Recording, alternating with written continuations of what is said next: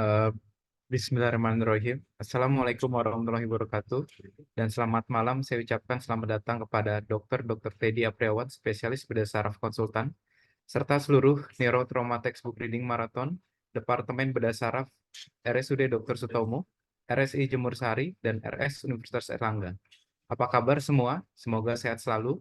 Baiklah, malam ini kita akan bersama dengan Dr. Lini Rahmening Tias yang akan membacakan textbook Lumenta dengan judul Non-Syndromic Craniosynostosis, lalu dilanjutkan oleh Dr. Muhammad Fali Akbar yang akan membacakan textbook yang sama dengan judul Insular Glioma. Dan yang ketiga dilanjutkan oleh Dr. Vira Dwinisrina yang akan membacakan textbook yang sama dengan judul Syndromic Craniosynostosis. Untuk mempersingkat waktu, kepada Dr. Lini Rahmaning Tias, saya persilakan. Terima kasih Dr. Reza, izin share screen.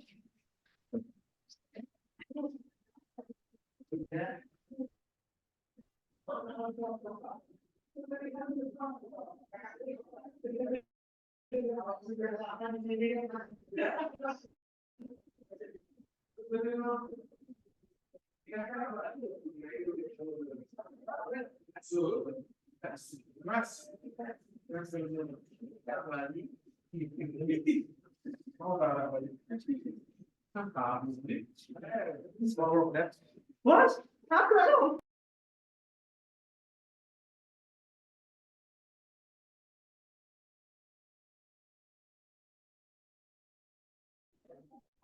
Bismillahirrahmanirrahim. Assalamualaikum warahmatullahi wabarakatuh. Terima kasih atas kesempatan yang diberikan kepada saya. Terima kasih kepada Dr. Teddy Apriawan, spesialis bedah saraf konsultan, selaku pembimbing dari acara Neurotrauma Textbook Reading Marathon pada malam hari ini.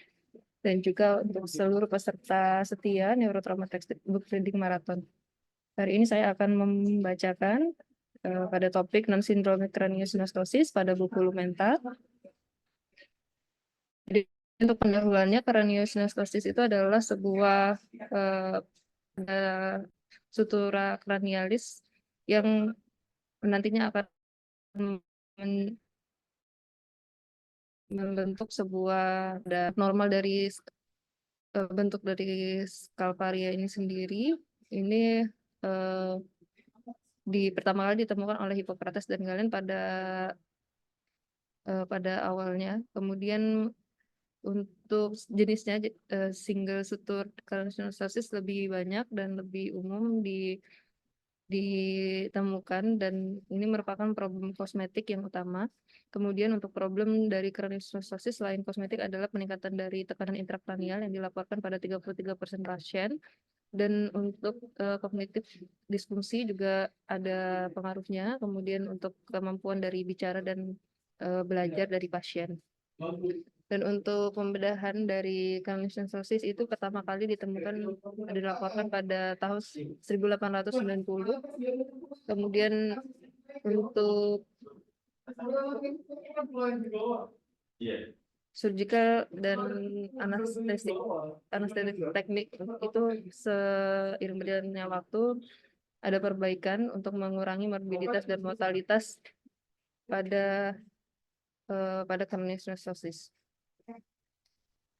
Dan untuk klasifikasinya sendiri, craniosynostosis ini merupakan tadi adalah penutupan yang abnormal dari sutura, dan tipenya biasanya ada yang tipe simple dan tipe kompleks, dan ini sesuai dengan namanya, dia membentuk sebuah spesifik dari bentuk kepala, contohnya seperti scapulocephaly, itu seperti boot shaped skull yang merupakan hasil dari sagittal synostosis. Kemudian trigonocephaly itu disebutnya triangular skull, hasil dari metopik synostosis. Kemudian klasifikasi lain ada yang membaginya antara primer dan sekunder craniosynostosis. Untuk yang primer biasanya yang paling sering adalah yang primer atau idiopathic craniosynostosis.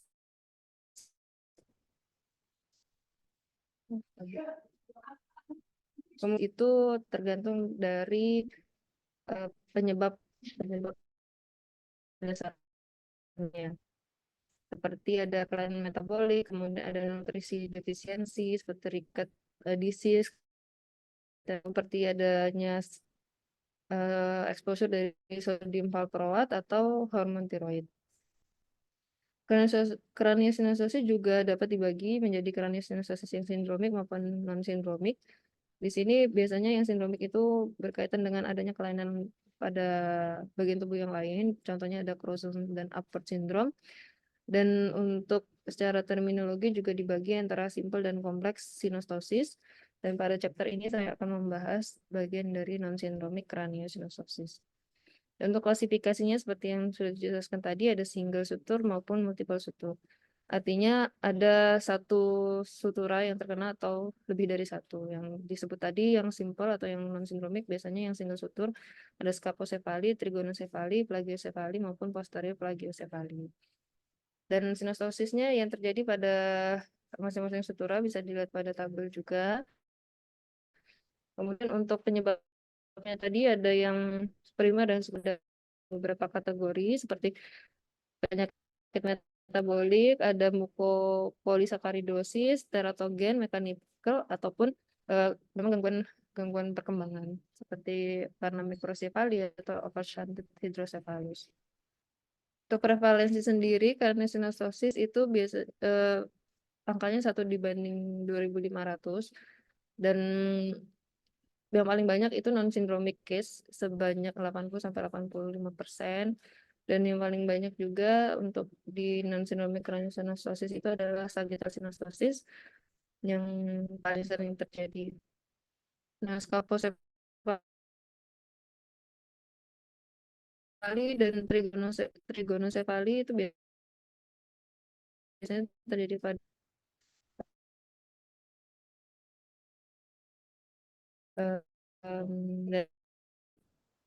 kasus patogenesnya sendiri. Untuk perkembangan dari dari fetus untuk tengkorak kepala itu yang bertanggung jawab adalah membran alagen. Jadi ini osifikasi dari membran. Jadi untuk pembentukannya tulang kepala itu terjadi secara center di tengah, kemudian ke bagian pinggir, kemudian untuk awal dari munculnya atau tampaknya sutura itu adalah sutura koronaria yang terjadi pada awal 16 minggu gestasi, dan di tempat itulah terjadi pertemuan antara parietal dan frontal bone. Kemudian untuk selanjutnya akan terjadi sinostosis pada sutura koronaria dan yang terjadi pada perkembangan di 16 minggu awal.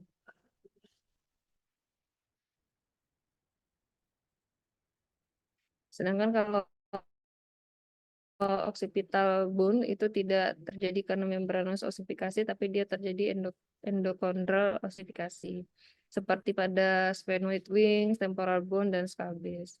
Dan pertumbuhan dari skull itu sendiri yang penting adalah pada tahun pertama.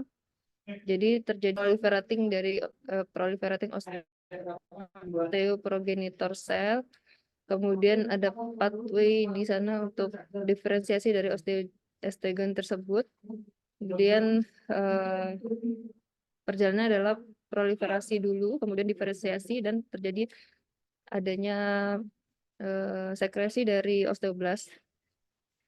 Kemudian jika terjadi gangguan keseimbangan antara proliferasi dan diferensiasi serta apoptosis tersebut, maka terjadilah adanya prematur ossifikasi pada sutura yang menyebabkan sinostosis itu sendiri.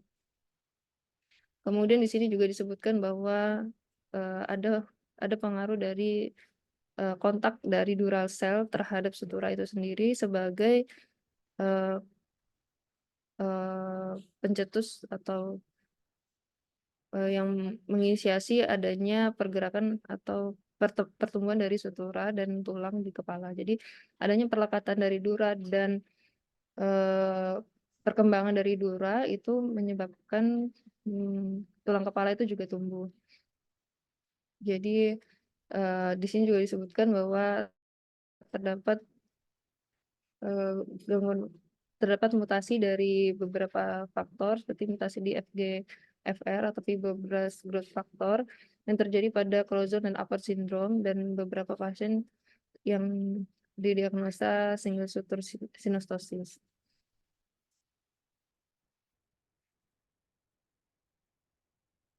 Jadi tadi disebutkan bahwa dura mater juga berpengaruh terhadap proses osteogenesis.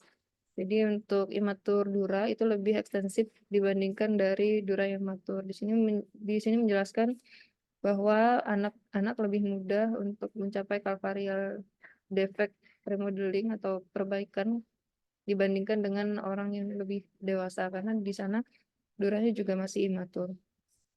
Kemudian dura di sini disebutkan lagi memegang peranan penting untuk pertumbuhan dari tulang dan calcareal defect karena tadi sebagai inisiasi dari pertumbuhan dura itu, pertumbuhan tulang kepala. Dan untuk pada seorang yang sudah mencapai usia 6 tahun, untuk pertumbuhan tulang kepala sudah mulai menurun. Itu terjadi resorpsi dari tulang.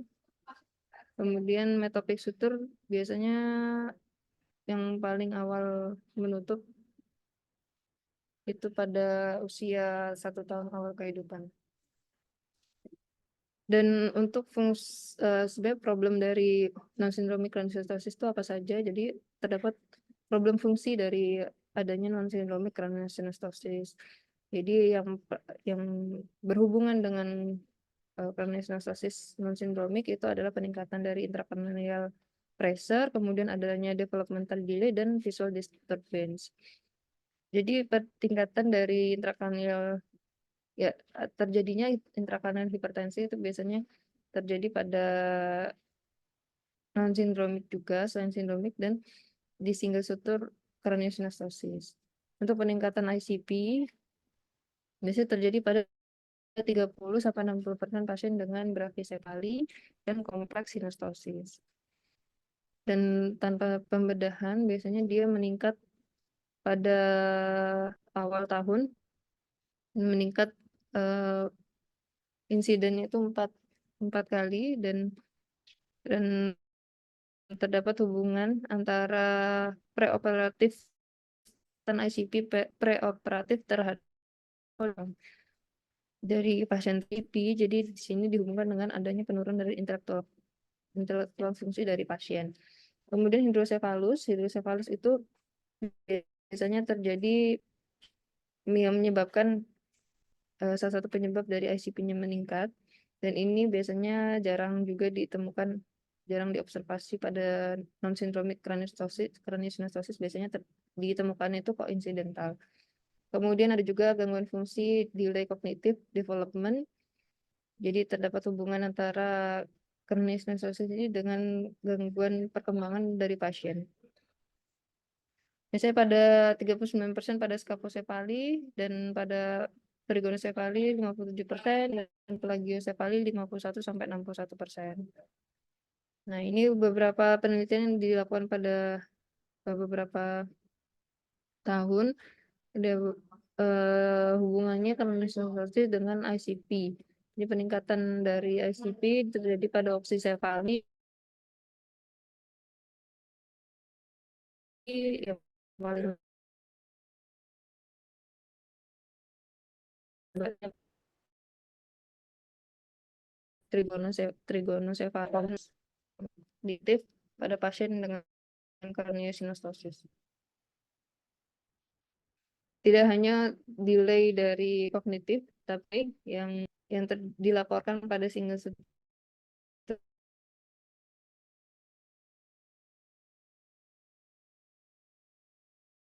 synostosis. Tidak hanya delay berdasarkan usia dihubungkan dengan adanya gangguan dari perkembangan dari otak yang juga mempengaruhi gerakan motorik dari pasien.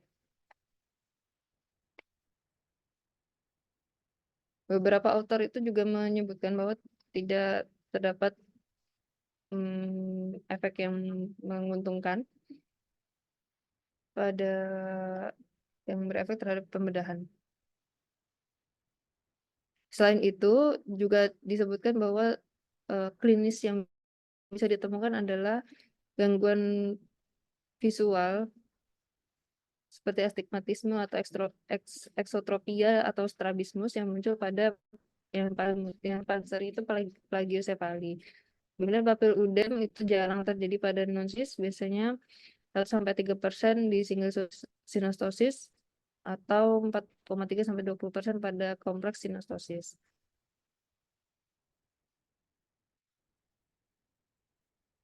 Kemudian pada penelitian yang dilakukan Ricci non-syndromic craniosynostosis yang terjadi pada paling banyak lagi-lagi plagiosefali. Ini adalah beberapa tabel yang berhubungan antara hubungannya dengan gangguan perkembangan pada pasien.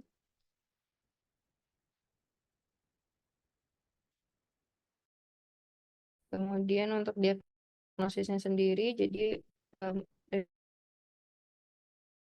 diagnosis berdasarkan dari anamnesis. Kita mengetahui riwayat keluarga, kemudian dan adanya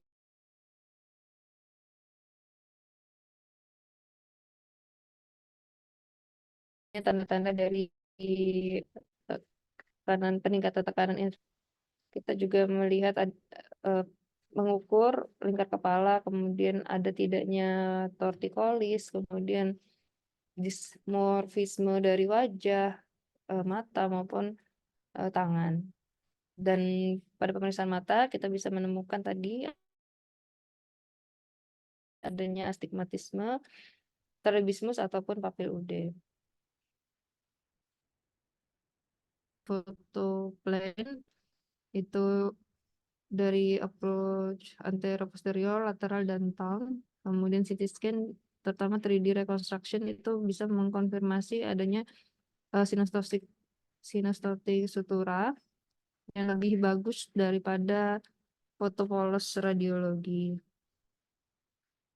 Untuk treatmentnya sendiri, indikasinya, jadi indikasi waktunya, kemudian extendnya, jadi pertama kali tadi disebutkan operasi yang dilakukan pada simple craniosynostosis adalah pada tahun 1890, yaitu dilakukan simple strip craniectomy yang dilanjutkan dengan extended strip craniectomy. Indikasi dari pembedahan itu untuk mencegah peningkatan tekanan intrakranial dan mencegah adanya mental retardasi pada pasien, mengurangi impact atau imbas dari dismorfisme, dan untuk secara psikologinya nanti dia waktu dewasa. Timingnya ini masih merupakan perdebatan, jadi untuk early surgery biasanya dilakukan pada usia kurang dari 6 bulan. Kemudian pada pasien yang datang dengan late atau sudah di atas 6 bulan, itu biasanya lebih baik dilakukan pada usia lebih dari 9 bulan.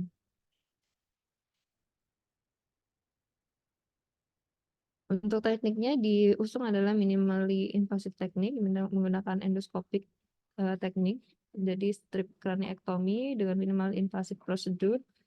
Dia membuat 2 insisi kecil pada level di brekma dan lambda. Ini tergantung dari sutura yang mau di-remove. Ini adalah gambarnya menggunakan minimal invasive teknik.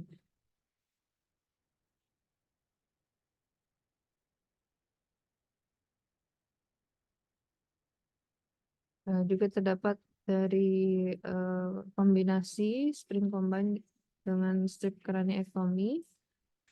Di sini tujuannya untuk meningkatkan volume intrakranial pada level tertentu pada sutura yang sudah mengalami penyatuan dengan metal spring.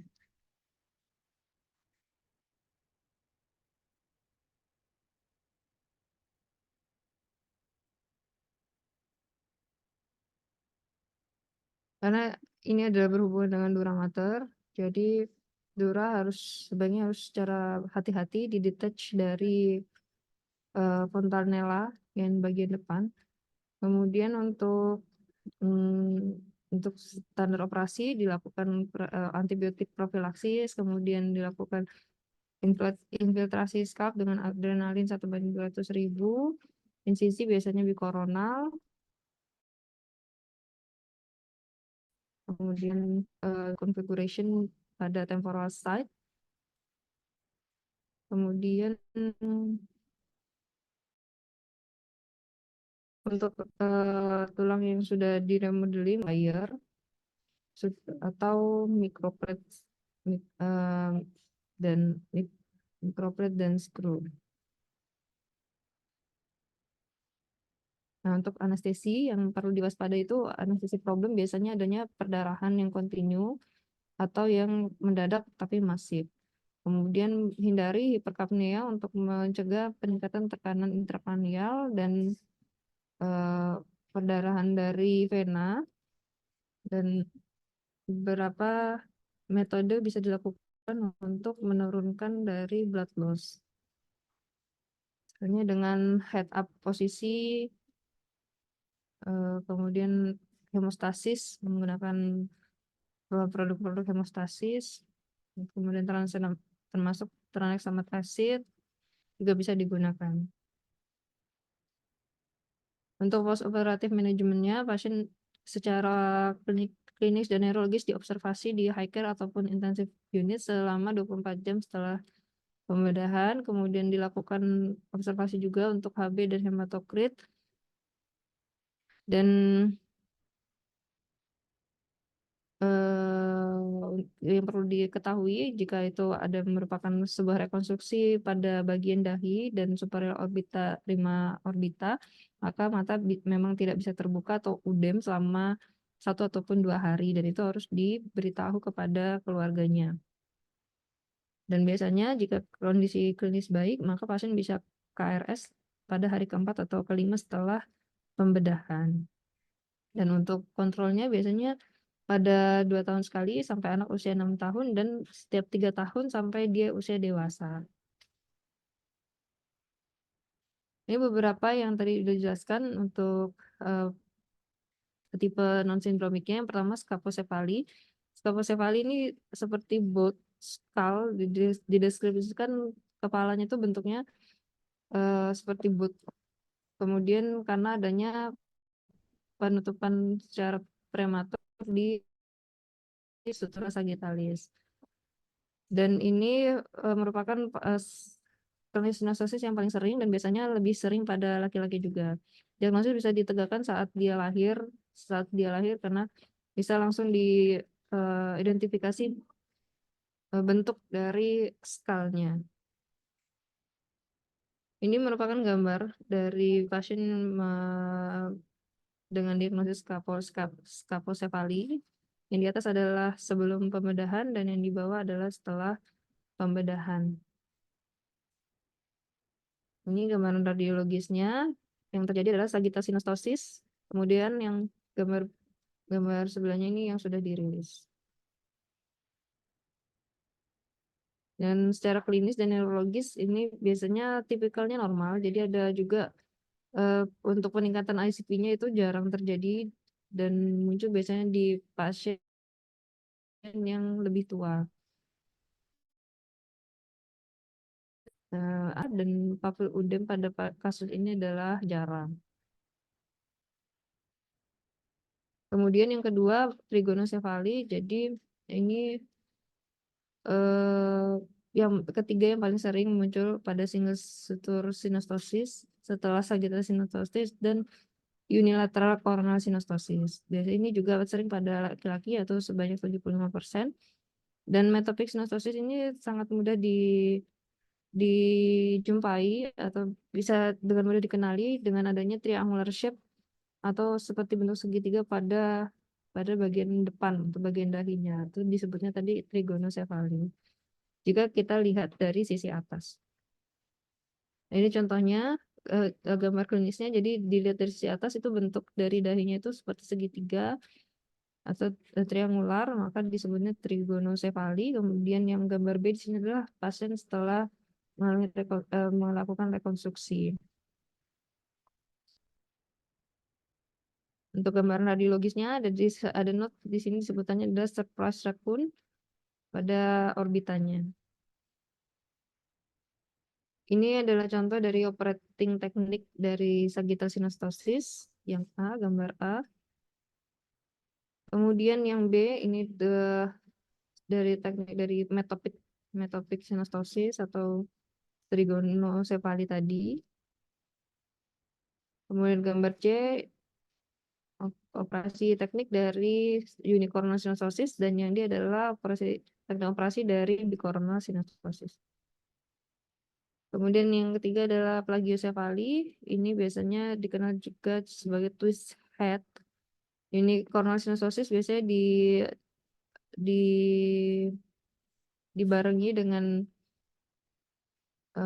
facial deformity yang lain seperti forehead atau orbital rim ipsilateral yang terefek dari sutura itu sendiri. Nah, ini contoh gambarnya. Jadi pasien dengan unicoronal synostosis sebelum dan sesudah pembedahan. Jadi ada gangguan atau kelainan juga dari bentuk wajahnya seperti pada matanya maupun dari hidung.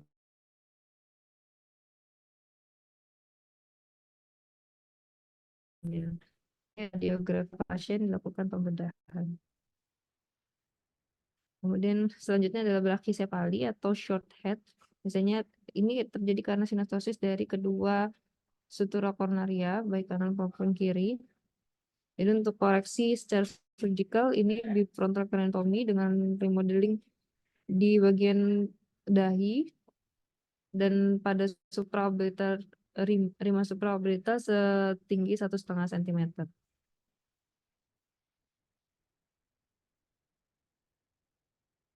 Ini short head di gambaran dari bicornal synostosis sebelum dan sesudahnya. Tampak kepalanya lebih kecil. Kemudian pada gambar B adalah yang sudah dilakukan perbaikan.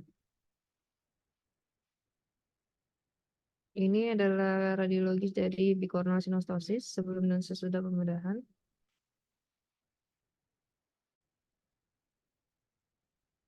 Kemudian ada non-synostosis, occipital plagiocephaly, dan lambdoid synostosis.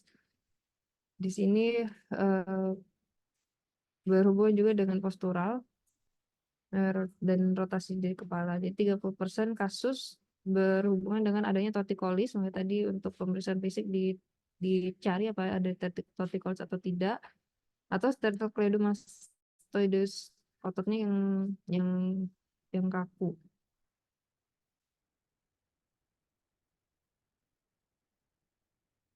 Ini contohnya untuk klinis dari lambdoid synostosis. Dan untuk multiple suture sendiri, untuk multiple suture synostosis ini biasanya dijumpai dengan adanya syndromic case atau ada juga kelainan di tempat lain seperti Crouzon ataupun Apert syndrome.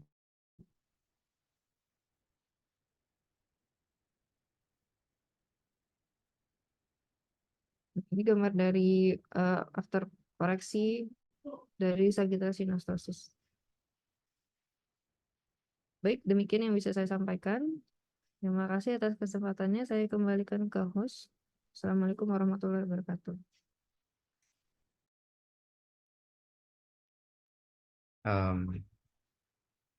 Terima kasih kepada Dr. Lini untuk pembacaan textbook hari ini. Sangat baik sekali.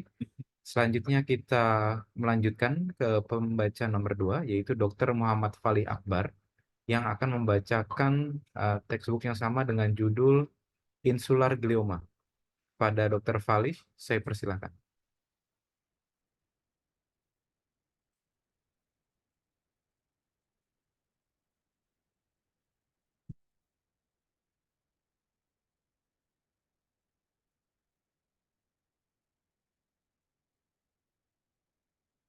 Assalamualaikum warahmatullahi wabarakatuh. Apakah saya bisa didengar? Bisa didengar, dokter. Oke. Malam ini saya akan melanjutkan neurotrauma textbook reading marathon Minggu 18 Februari 2024. Dan ini ada koreksi sedikit, Dr. Reza, ini kita textbooknya beda ya, kami menggunakan yang Neurosurgery of the Thread Cranial dari Remy Nader dan kawan-kawan. Malam ini saya akan menjelaskan bab 21 mengenai insular glioma dari Hudufo.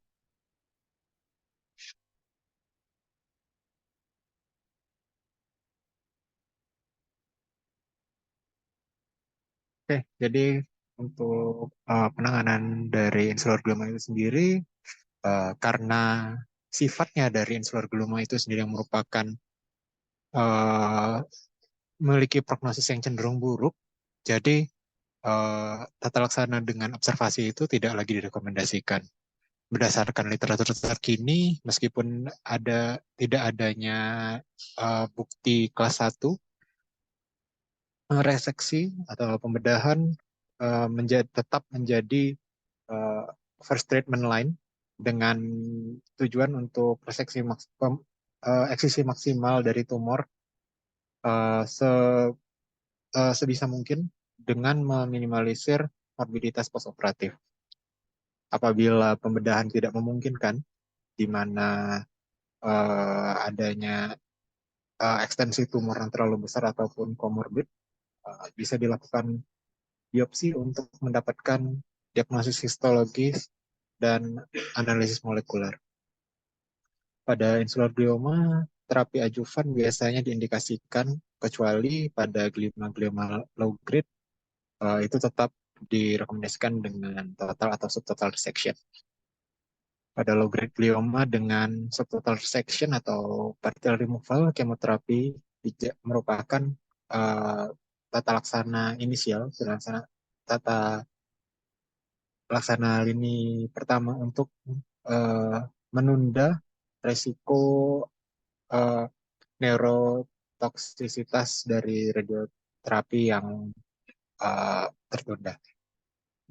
Tapi untuk yang high grade glioma, radioterapi dan kemoterapi diberikan secara konkomitan seperti ini pada glioblastoma. Sebagai tambahan, reoperasi kini lebih disarankan untuk pasien-pasien dengan low grade glioma, sementara terutama ketika eksisi yang pertama kali dilakukan itu tidak maksimal karena alasan fungsional.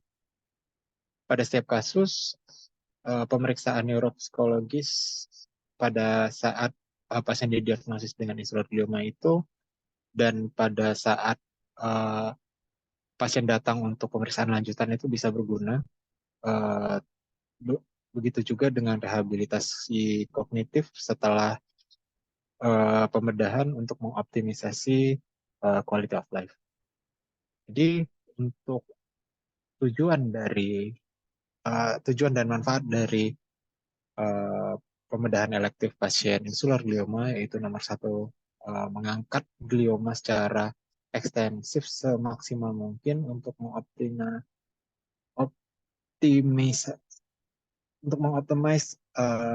mengurangi impact onkologik dan juga mengetahui sifat dari tumor.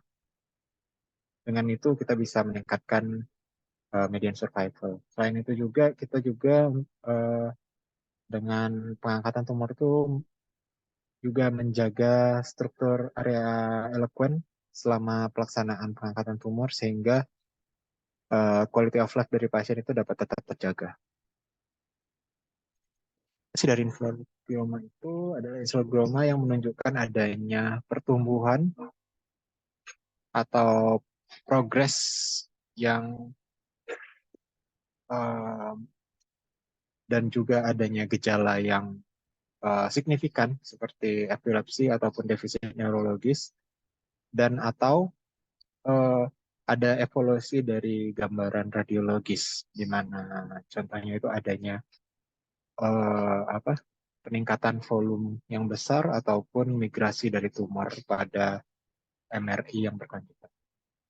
Pengangkatan itu dipertimbangkan untuk kondisi-kondisi di mana pada pengangkatan itu bisa dilaksanakan pengangkatan tumor secara total ataupun setidaknya subtotal. Meskipun pengangkatan subtotal itu tidak memungkinkan, pembedahan bisa diindikasikan jika didapatkan adanya intractable epilepsy untuk mengontrol kejang, di mana ini terjadi pada 80% pasien, atau pada hipertensi intrakranial untuk mengurangi efek massa dan juga meningkatkan status neurologis sebelum diberikan tata laksana adjuvan. Lalu untuk kontraindikasinya, baik total atau uh, di mana sudah ada invasi pada area eloquent ataupun komorbiditas lain, kecuali pasien-pasien itu sudah tampak adanya hipertensi intrakranial ataupun intractable epilepsy, di mana lebih disarankan dilakukan stereotactic biopsi sebelum kemoterapi dan atau radioterapi. Ini untuk operative detail and preparation, jadi untuk sebelum dilakukannya operasi itu, selain pemeriksaan neurologis dan juga neuropsikologis, juga dilakukan functional MRI dan diffusion tensor imaging. Lalu general anesthesia dengan intraoperative motor mapping apabila gliomanya itu masih dalam hemisfer non-dominan, atau awake craniotomy apabila gliomanya itu dalam hemisfer yang dominan, terutama untuk memetakan area bahasa. Lalu juga perlu intraoperative electrical functional mapping untuk level kortikal dan subkortikal. Ultrasonografi dan atau neuronavigasi yang bisa dilakukan atau digunakan saat intraoperatif. Obat-obat antiepileptik harus dilanjutkan untuk anestesinya itu, kalau misalkan untuk awake craniotomy bisa dengan fentanyl ringan ataupun dan sedasi propofol selama pembukaan dan penutupan. Begitu juga dengan anestesia lokal pada scalp. Jadi juga perlu adanya monitoring elektrofisiologis intraoperatif yang secara konstan melihat potensial aksi dari motor sarafnya yang digunakan untuk mengarahkan stimulasi kortikal ataupun subkortikal. Saran dari penulis itu, jadi untuk pelaksanaan operasi ini harus dilakukan oleh seorang neurosurgeon yang memang dia dilatih untuk melakukan pengangkatan tumor otak. Atau mungkin maksudnya di sini ini untuk subspesialis neuroonkologi. Apabila dilakukan awake craniotomy, anestesiologis yang menjadi anestesiologis dalam operasi tersebut harus benar-benar ahli dalam penggunaan intravenous anesthesia. Lalu untuk perlu juga speech therapist dan neuropsychologist itu mereka memiliki peran penting untuk pemeriksaan kognitif selama intraoperatif. Selanjutnya untuk di step prosedur, jadi langkah-langkah yang dilakukan selama pelaksanaan prosedur, jadi pasien diposisikan pada lateral position. Jadi dengan insisinya itu dengan frontotemporoterional bone flap, lalu diidentifikasi, setelah buka tulang itu diidentifikasi adanya Sylvan fissure, lalu dilakukan cortical mapping untuk mendeteksi area sensori motorik dan atau area bahasa apabila perlu pada awake craniotomy. Teknik ini membuat kita bisa menegakkan batas-batas sampai mana kita bisa mengangkat tumor dan juga memetakan pathway dari fungsional subkortikal. Delimitasi dari batas-batas tumor menggunakan ultrasonografi ataupun menggunakan sistem yang dibimbing dengan gambar seperti pada neuronavigasi itu setelah kemudian disempurnakan, lalu pada kasus-kasus dengan tipe 3A glioma tipe 3A mungkin lebih baik untuk dilakukan pembukaan pada visura silvian untuk mengakses tumor. Sementara pada kasus-kasus lain, mungkin lebih baik untuk yang pertama dilakukan adalah pengangkatan glioma pada frontal ataupun temporal. Meskipun begitu, pada tumor-tumor tipe 3A juga memungkinkan untuk diangkat bagian dari operkulum, meskipun itu tidak diinvasi oleh tumor.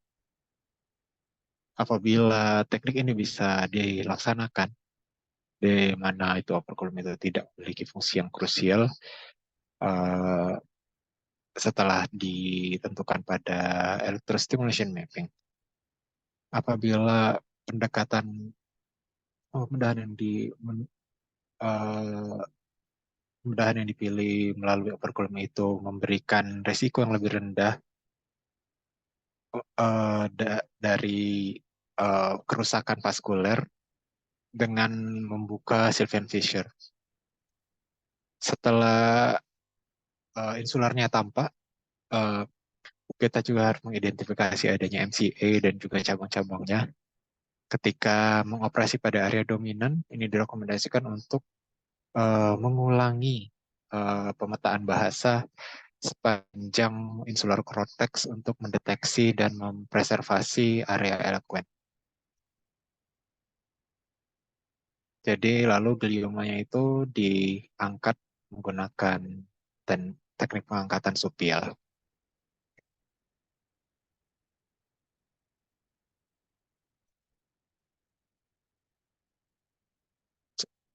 Jadi electrostimulation mapping itu dilakukan untuk mengidentifikasi tractus white matter. Tractus tersebut termasuk diantaranya adalah pathway piramidal yang berlokasi posterior di seluruh kasus, di mana ini di bagian belakang, bagian posterior dari kapsula interna, language pathway yang berlokasi pada area dominan, yang tersusun atas fasciculus occipitofrontal inferior yang terletak di anterior dan inferior, dan juga semantic disturbance ketika distimulasi, begitu pula dengan fasciculus arcuata yang berlokasi lebih ke posterior dan superior dengan induksi phonemic disorder selama stimulasi. Mengidentifikasi traktus ini memberikan kita gambaran batas-batas daerah yang harus direseksi, sehingga kita tahu kapan kita harus berhenti. Jika gliomanya itu pada daerah yang non-dominan, harus lebih hati-hati ketika kita ke anterior setelah pengangkatan dari liman insula, di mana ini bisa jadi nanti ada kebocoran di anterior, di mana ini akan memberikan resiko besar untuk merusak dari arteri lenticulus striata, dan juga akan adanya memberikan kita batas anatomis daerah mana yang harus diangkat. Sebelum ditutup, jadi perlu dilakukan particle stimulation terakhir pada permukaan korteks motor primer untuk menilai integritas anatomi fungsional dari pathway piramidal, dan pada kejadian di mana tidak ada online continuous monitoring dengan motor evok potensial atau MEP.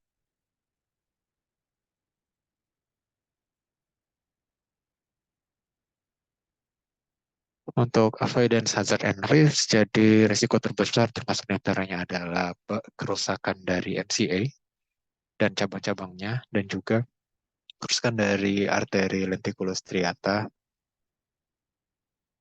dan juga tractus white matter subcortical,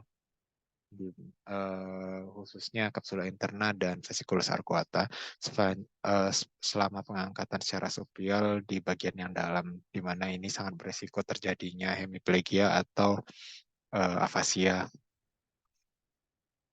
Untuk salvage and rescue, jadi area eloquent itu dideteksi dengan menggunakan intraoperative functional mapping, harus dijaga dan disahkan walaupun dengan harga tumornya itu harus kita tinggalkan meskipun selama pembedahan pertama.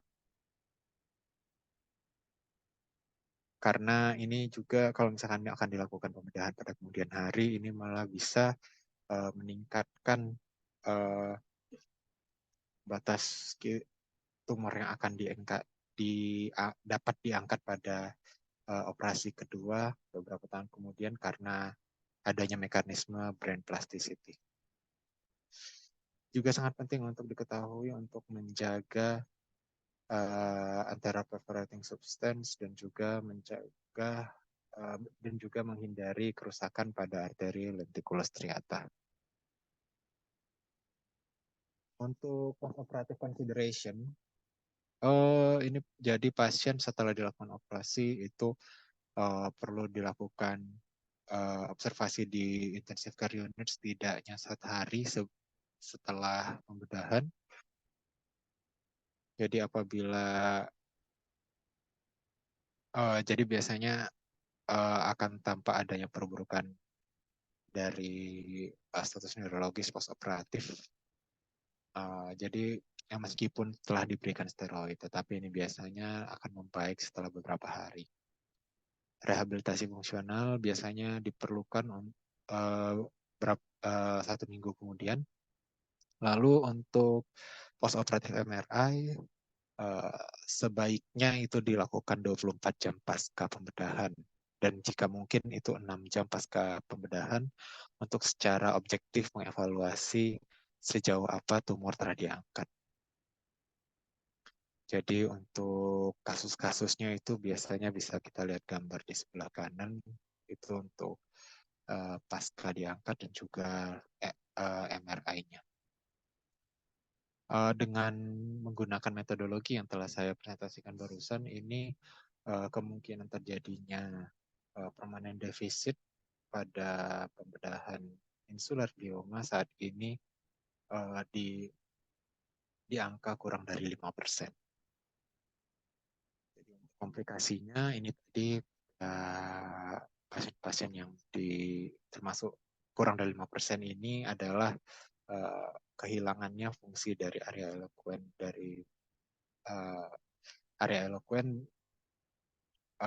dan biasanya itu disebabkan oleh vascular insult yang seperti saya sebutkan tadi karena adanya injury pada MCA ataupun arteri lenticulus striata.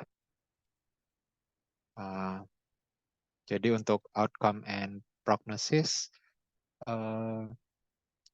jadi seluruh glioma itu akan bertumbuh dan menjadi sesuatu yang menyebabkan defisit fungsional neurologis dan pada akhirnya menyebabkan kematian. Status neurologis, grade histologis, volume tumor dan juga kinetik dari glioma itu merupakan faktor prognostik yang penting. Jadi dengan strategi terapeutik yang baru berdasarkan treatment yang berulang, mulai dari operasi dan reoperasi, chemotherapeutic regimen, dan juga radioterapi, sebelum progresi tumor hingga pada dia sudah berstatus ganas. Saat ini mean survival untuk pasien-pasien insular glioma yang low grade itu sekitar 10 tahun. Sementara untuk pasien-pasien yang high grade glioma itu masih buruk prognosisnya.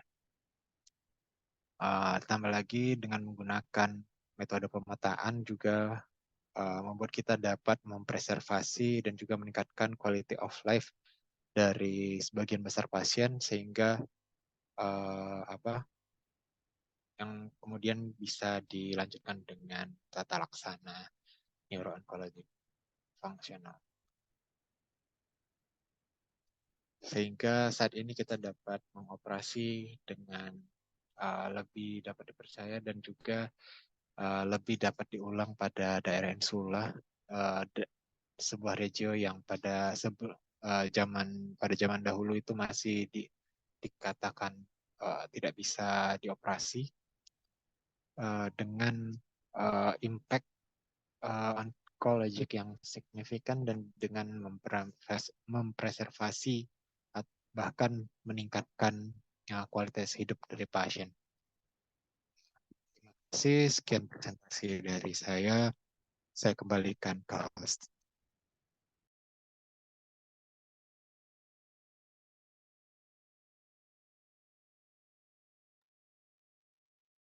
Ya, terima kasih kepada Dr. Fali untuk pembacaan textbook hari ini. Sangat baik sekali. Kita melanjutkan ke pembacaan ketiga oleh Dr. Vira Dwinisrina yang akan membacakan textbook dengan judul Syndromic Craniosynostosis. Kepada Dr. Vira, saya persilahkan. Terima kasih Dr. Reza. Untuk suara dan layarnya apakah sudah jelas ya? Sudah jelas, dokter? Baik, bismillahirrahmanirrahim. Assalamualaikum warahmatullahi wabarakatuh. Pertama-tama saya ucapkan terima kasih atas kesempatannya kepada Dr. Teddy Apriawan, spesialis bedah saraf konsultan, dan kepada seluruh rekan sekalian dan pemirsa dari Textbook Reading Marathon pada malam hari ini. Izinkan saya Vira di sini untuk menyampaikan bab dari buku Lumenta, yaitu pada bagian 7.2.2 mengenai sindromik craniosynostosis. Jadi, sindromik craniosynostosis ini kita mulai dari introduction, di mana dia adalah suatu kumpulan dari kondisi patologis yang bersifat heterogen, di mana ini di karakteristiknya itu adalah adanya fusion yang awal dari beberapa sutura kranial pada anak. Dan ada juga beberapa malformasi kongenital, terutama pada area wajah dan anggota gerak. Nah, untuk hallmarknya ini pada sindromik craniofacial diastosis ini adalah involvement dari neurokranium, di mana neurokranium kita tahu yaitu calvarium dan skull base, dan juga oleh viscerokranium yaitu area orbital dan midfacial skeleton. Secara genetika ternyata didasari oleh adanya beberapa proses mutasi yang terjadi. Dan ini biasanya menginvolve sekitar 3 hingga 4 fibroblast growth factor, yang mana mayoritas itu bersifat autosomal dominan. Pada sinusosis yang sindromik, maka defek pada gen walaupun singular itu dapat menggenerate atau menghasilkan banyak sekali phenotypes klinis. Nah, di sini ada beberapa sindroma yang sering ditemukan. Yang pertama adalah sindroma Crouzon atau craniofacial diastosis, di mana seperti yang telah dijelaskan tadi, dia bersifat autosomal dominan. Dan pertama kali ditemukan oleh Crouzon pada tahun 1912. Pada sindroma ini terdiri sebanyak 4,8% dari seluruh kasus craniosynostosis pada kelahiran, pada at birth, di mana prevalensinya ini diperkirakan terjadi dalam 25.000 kelahiran. Sindroma ini berhubungan pada craniosynostosis dan adanya facial hipoplasia. Dan dia memiliki fenotipe yang bervariasi pada pasien, namun pada banyak sekali kasus itu terjadi pada kedua coronal suture, di mana karakteristik fenotipenya ini yang sering adalah adanya hypertelorism dengan exorbitism, adanya bibir atas yang pendek, yang short, dan adanya prognatisme mandibular yang relatif, juga disertai adanya inverted bite. Nah, kondisi exorbitism itu terjadi karena adanya retrusi dari kedua forehead, dahi, dan tulang maksila. Dan ini biasanya dapat dilihat dari kelahiran, namun biasanya akan sangat tampak pada usia tahun kedua, dan dia akan memburuk secara progresif. Nah, lalu selain itu juga ada ventriculomegaly, di mana itu umum pada sindroma ini dan juga bersifat progresif.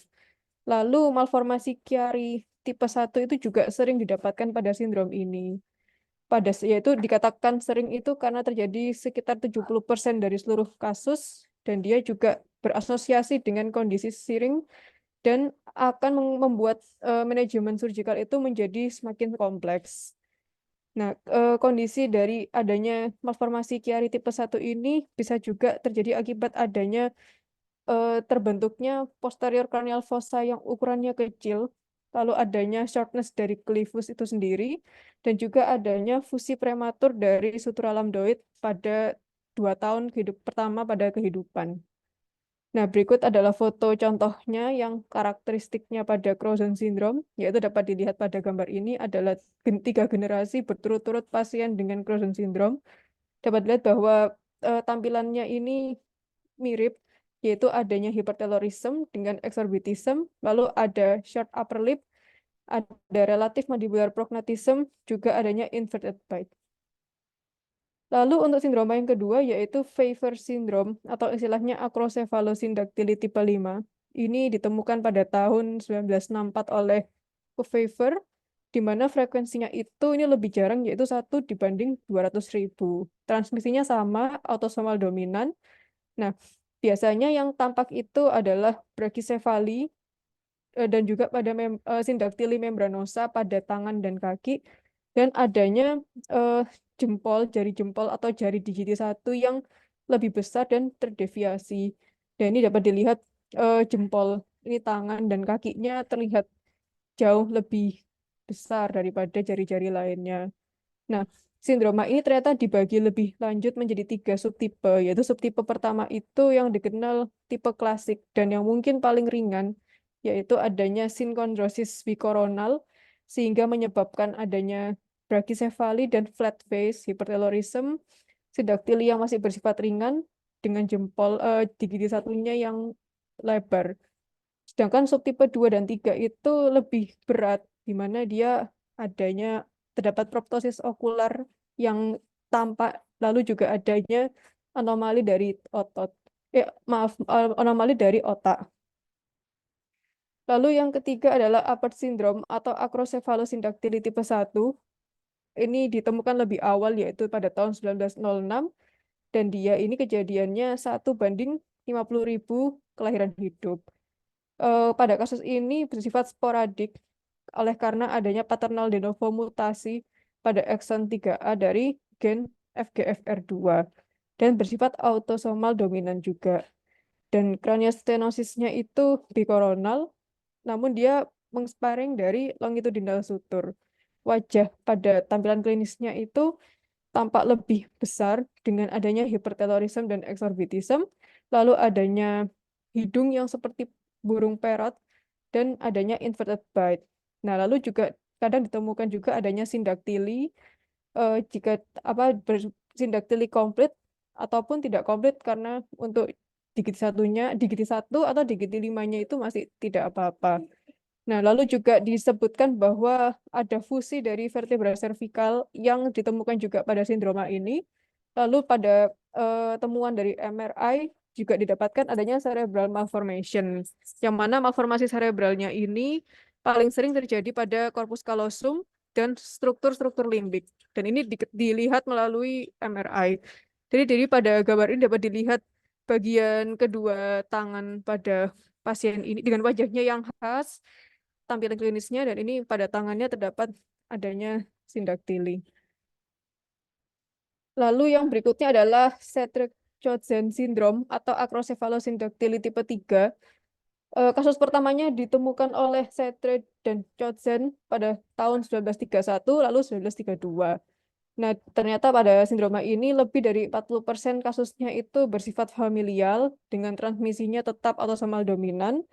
Nah, lalu untuk penetrance-nya itu biasanya incomplete dan bervariasi. Dan dengan fenotype yang paling sering itu biasanya terjadinya brachycephaly disertai hipoplasia maxillaris. Nah, sebenarnya pada kasus ini sutura-sutura itu bisa saja membuat yang yang menjadi masalah pada pasien ini dan menyebabkan asimetri pada wajah. Dan juga kadang ditemukan bentukan telinga yang unik, yang jarang, yaitu adanya krus yang prominent dan adanya juga partial soft tissue syndactyly pada jari-jari tangan dan kaki. Biasanya jari kedua dan ketiga, ketiga dan keempat dengan distal falang yang berukuran kecil. Nah, lalu juga pada kasus ini juga adanya ptosis, entah itu simetris atau tidak, yang ditemukan pada hampir semua kasus. Nah, sindroma ini biasanya bervariasi pada ekspresi klinisnya. Tapi karena tadi dia banyak kasus familial, maka penting untuk melakukan pemeriksaan pada member-member keluarganya. Sangat penting karena untuk mendeteksi potensinya karier. Lalu untuk gen yang penting terjadi ini biasanya diistilahkan TWIST, yang mana itu terdapat pada kromosom 7. Selanjutnya ada sindroma Carpenter atau acrocephalopolysyndactyly tipe 2. Nah, pada sindroma ini dia diturunkan secara autosomal resesif, bukan dominan. Sangat jarang dan biasanya dikarakteristiknya adalah adanya acrocephalus, lalu adanya soft tissue syndactyly pada tangan, lalu adanya syndactyly dan polydactyly pada kaki. Dan pada temuannya ternyata beberapa pasien dengan sindroma itu terjadi obesitas dan hipogonadisme.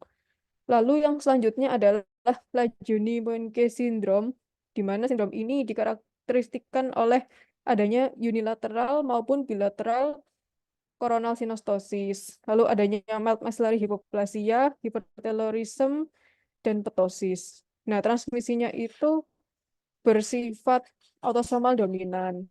Pada beberapa pasien, dia biasanya terhubung juga dengan abnormalitas skeletal, yaitu adanya middle phalang yang seperti timbal, lalu epifisis yang mengerucut, dan dengan atau tidak adanya gangguan neurologis.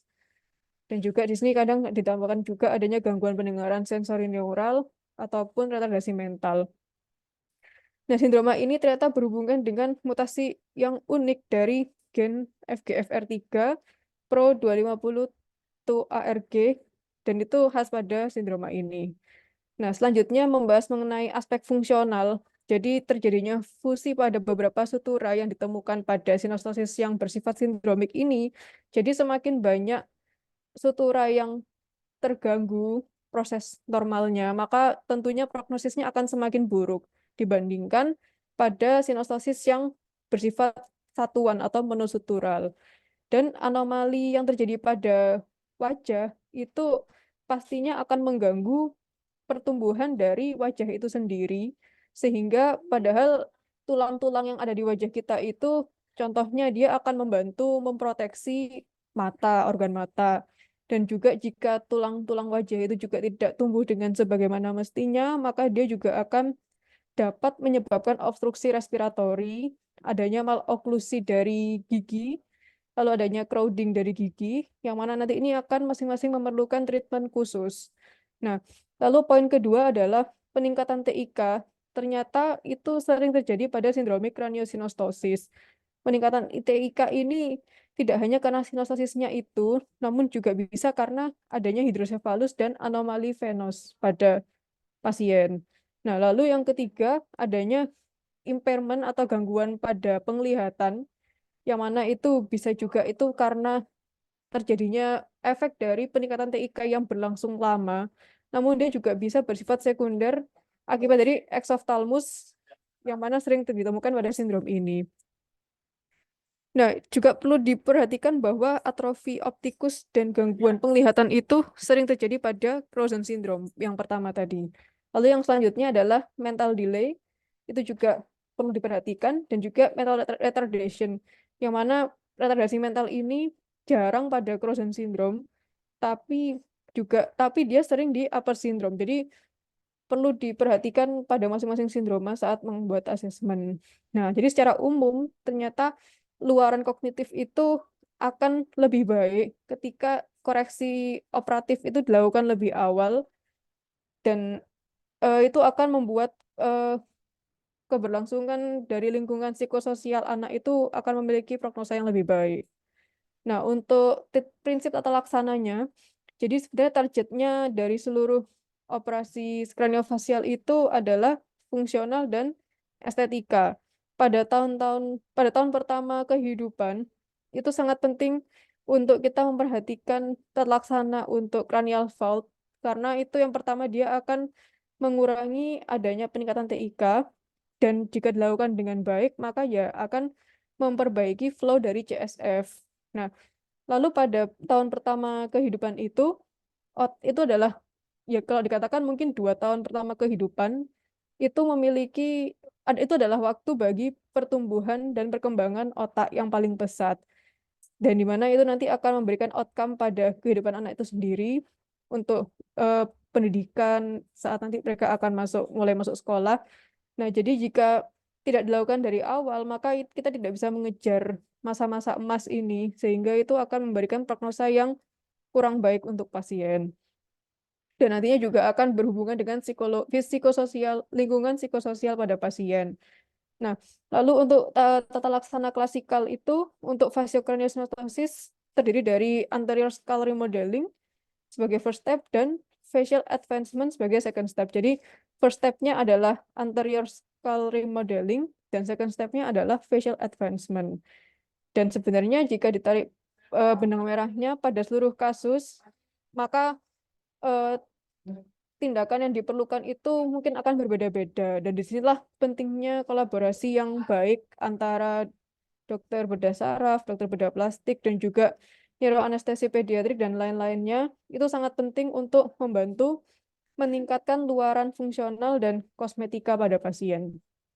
Nah, lalu ini ada pada buku ditampilkan adanya tabel, yaitu operasinya seperti kranioplasti, pembukaan foramen magnum, dan seterusnya, dan umur targetnya dan indikasinya apa. Sebagai contoh, pada kranioplasti, yaitu yang skull expansion dan remodeling, pada usia infansi, indikasinya adalah untuk mencegah hipertensi TIK dan juga untuk kosmetika. Dan ini semuanya dirangkum dalam tabel ini.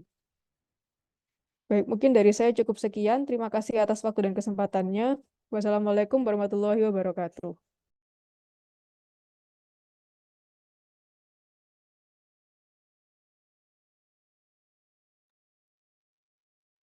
Ya, terima kasih kepada Dr.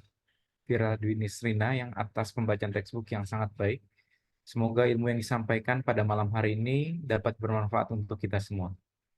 Baiklah, demikian acara Neurotrauma Textbook Reading Marathon pada malam ini. Sampai jumpa pada pembacaan Neurotrauma Textbook Reading Marathon selanjutnya, yaitu hari Sabtu tanggal 24 Februari 2024 jam 20 waktu Indonesia bagian Barat. Terima kasih atas perhatiannya. Jangan lupa like and subscribe. Dan saya akhiri, wassalamualaikum warahmatullahi wabarakatuh. Selamat malam.